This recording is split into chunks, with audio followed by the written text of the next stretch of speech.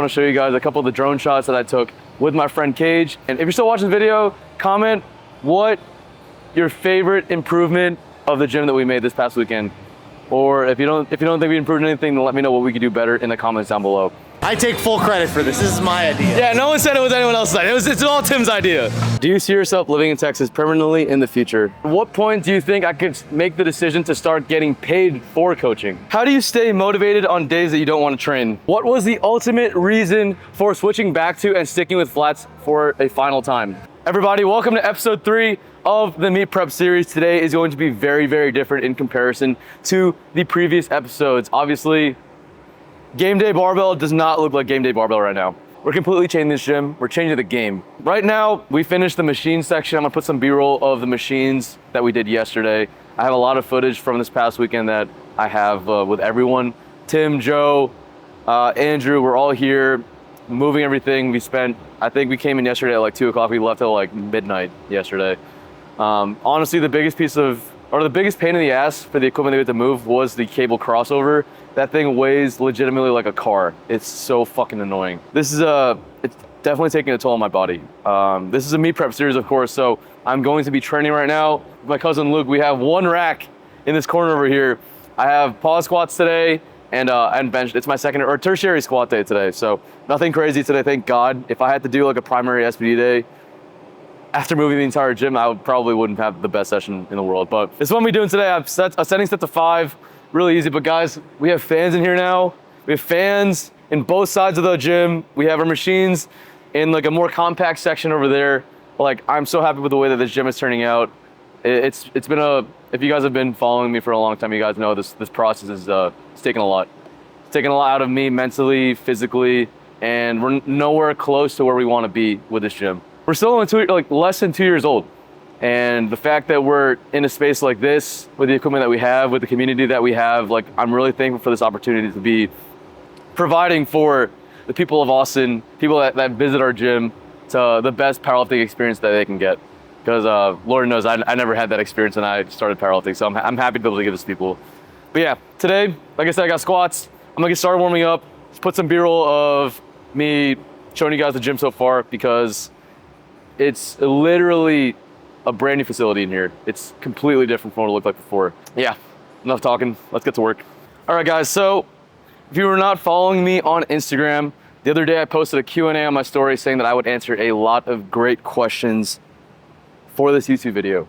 And you guys sent me a ton of great responses, and some of them require like a good amount of thought into it. So I spent the past couple of days thinking of like what I'm gonna answer, the answer I'm gonna give you guys, and then go from there. So for this entire squat session, I only have 3 sets on squat, like 4 sets on bench, something like that. Like in between each set, I'm gonna give you my response, I'll give you the question. This entire video is gonna be like a Q&A type beat. A little bit different of a vibe today since I'm the only one in the gym. I think I take advantage of this time to talk to you guys, talk to the camera a little bit more, since I can lower the music all the way without interrupting anyone's workout. And yeah, I'm excited. Let's do this. All right, so the first question of the day is going to be about my knee sleeves. Someone asked me in my my story, did you size down eventually on your Titan TKS sleeves? Right now I'm in communication with Titan because I'm trying to figure out if I want to do small or extra small. I'm not too sure yet. Like I said, I'm extra small in inserts and in SPDs, and these are mediums. They feel really good, and I actually really, really like the mediums. I had no issues with them whatsoever. I'm still in my mediums for now. Like I said, no issues at all. No issues at all. I really, really like these sleeves. But then again, I like every sleeve. Like, the only thing with the inserts that I didn't like was the stitching in the back would fucking hurt a lot, and it would tear. The SPD sleeves that I have, the extra small winter edition from like fucking 2020 or some shit, they honestly feel the same. They feel brand new. I really like those sleeves, and I like the fact that I've used them for 3-ish years and they haven't degraded in quality at all. So yeah, I'm gonna keep using these for now until I get the smaller size, but yeah, I have no complaints with these whatsoever. Personally, I'm probably gonna stick with these over the inserts, because that was another question. Someone asked me to compare the 2 neoprene sleeves. I haven't gotten the new SPD sleeves. I'm not sure if I'm going to.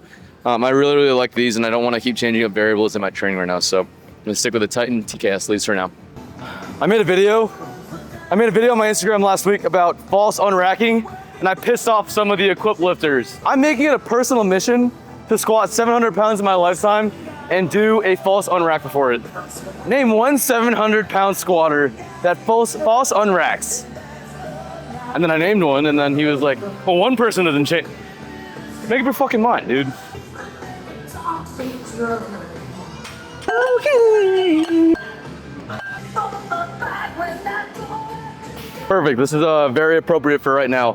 What was the ultimate reason for switching back to and sticking with flats for a final time?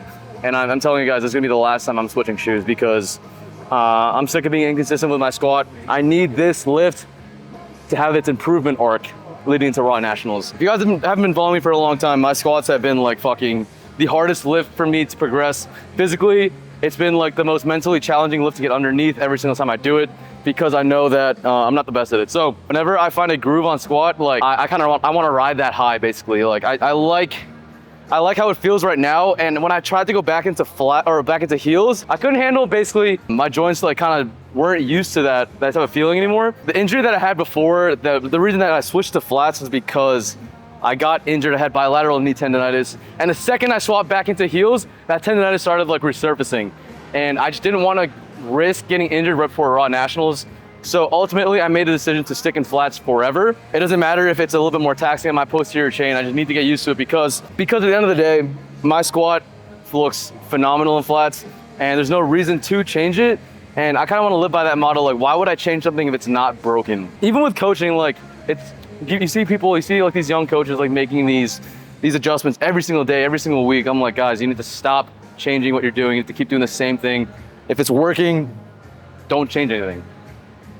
This kind of leads into my next question that I wanted to talk about next. A lot of you guys are young coaches. You guys want to start coaching full time. Hey Nico, I want to become a powerlifting coach. What info should I be looking into? The first thing I'm going to tell you to start doing is start following these creators, these coaches that give a lot of great information to you guys. For example, my coach Steve, he's with Powerlifting Now. That's a subscription service. I'm not affiliated with them, so like I'm literally promoting their service because I know that they're dishing out great content for up and coming coaches.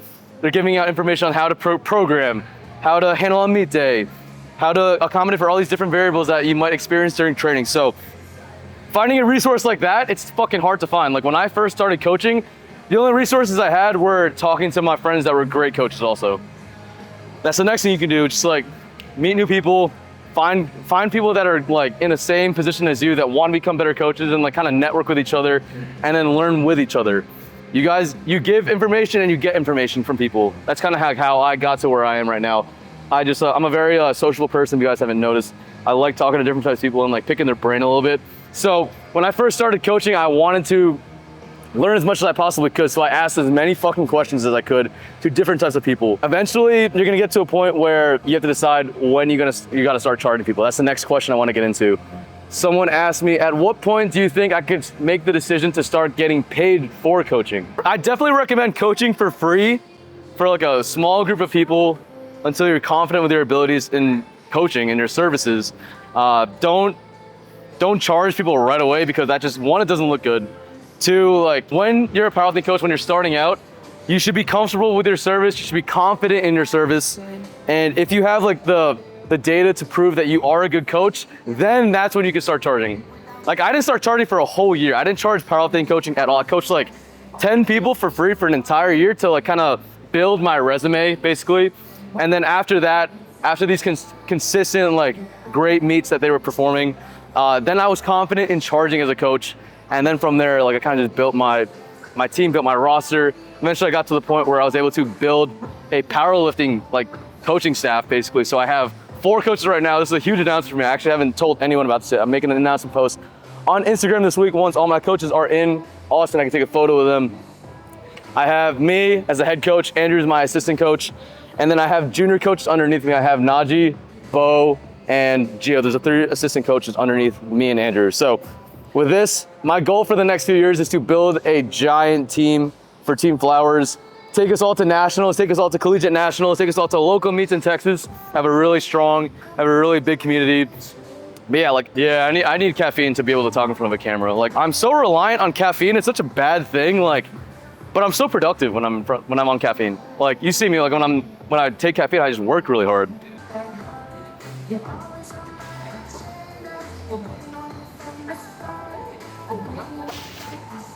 This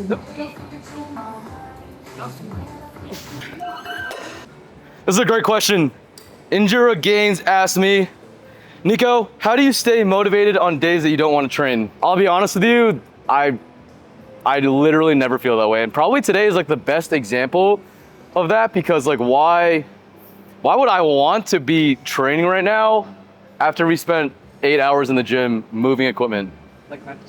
If anything, today would have been the day that I just didn't want to be in the gym. But I fucking love powerlifting. But I just like thoroughly enjoy doing squat, bench, and deadlifts. And I just love working out in general. Like I never get bored of the monotony. Like I've been doing this for almost a decade, guys. You think if I would have gotten bored with this, then like I would have stopped like a long time ago. I could have stopped after I built the gym.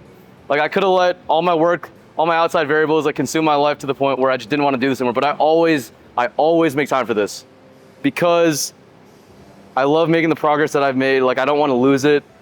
I'm not even scared of losing it. I just want to keep getting better. Like I never want to stop progressing the way that I am, because I enjoy like this like constant challenge that I always put myself underneath. Every time I get underneath the bar, it's like a brand new challenge. Like if you want to compare it to like video games, like say you have like a daily mission, you have a weekly mission, you have a monthly mission to do X, X, and X. Like I just always like having goals in my head. Like and I always want to beat those goals. That's gonna be my answer to that. Like I love powerlifting. That's my honest answer. If you have to ask yourself in the mirror, like, do you enjoy doing this? Like, there should always be days where you want to keep fucking doing this, because it's a hobby. Like, you don't have to keep doing it. You're not forced to keep doing this. Look at yourself in the mirror, ask yourself, do you love powerlifting? It's gonna be my first working set. I have to do a setting set to 5 today. My first set would be 175 kilos, 385 pounds. That's a great question, by the way. I don't even think I've had a single day in the past decade where I didn't want to work out. Yeah.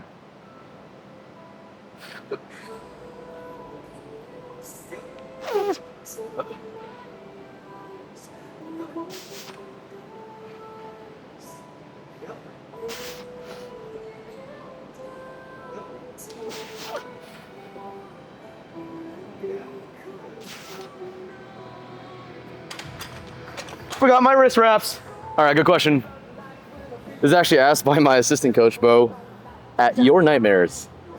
Do you see yourself living in Texas permanently in the future? The answer is no, I don't. To be straightforward with you, I don't think I'm gonna live in Texas forever. The gym is here, yes, the gym is gonna stay here forever, but me personally, no, I don't see myself living here forever. I don't know what that timeline is, probably not anytime soon, but I'm definitely not gonna be starting a family here. But yeah, because that's my end goal. I wanna start a family, that's my goal. I wanna get married, start a family, have kids, and I just don't see that happening in Texas.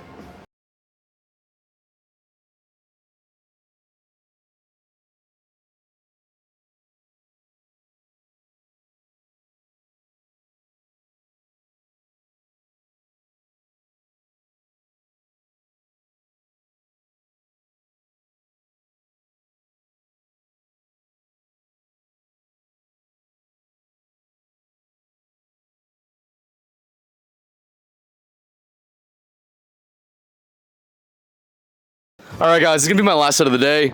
195 for my last ascending set of 5 on pause squats. I'm gonna make this the best set for you guys. But this is gonna wrap up the workout portion of this YouTube video. I'm not gonna record bench because I gotta fly through it, because we gotta start moving some equipment.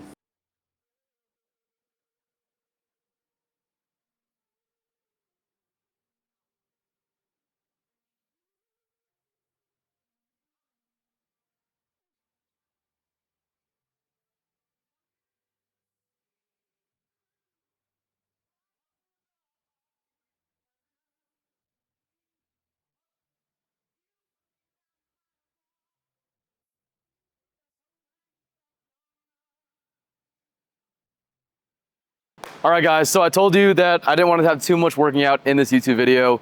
I only got my squat portion. I had a nice top set on bench, which was pretty good. But right now we're gonna start finishing the last day of installing this gym. Right now, what we have to do is we basically finish the entire machine section besides the cable crossover, which is the hardest part of this gym. Pause. Right now, I want us to assemble all of these platforms in the position that I want them to be in. And then once we can do that, we can get these weightlifting platforms that are outside, that are really annoying to move, into the positions that we want. And then basically we'll have like the layout of the weightlifting and the powerlifting sections that we're looking for.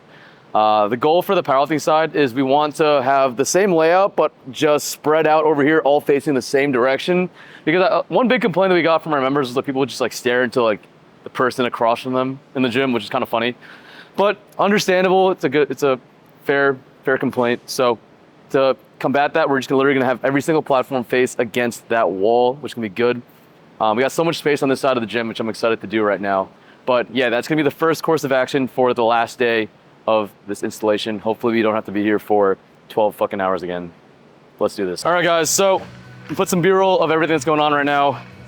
Energy's kind of pretty low today. I'm fucking dying. Nice, that didn't sound too good.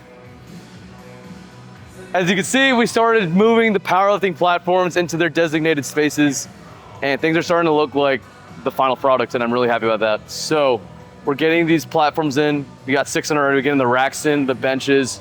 Then we gotta move the fucking rig, which is gonna be one of the hardest parts. The rig and then the turf, because it's brand new turf. We've never had it in here before. So gotta get it from the end right there all the way down.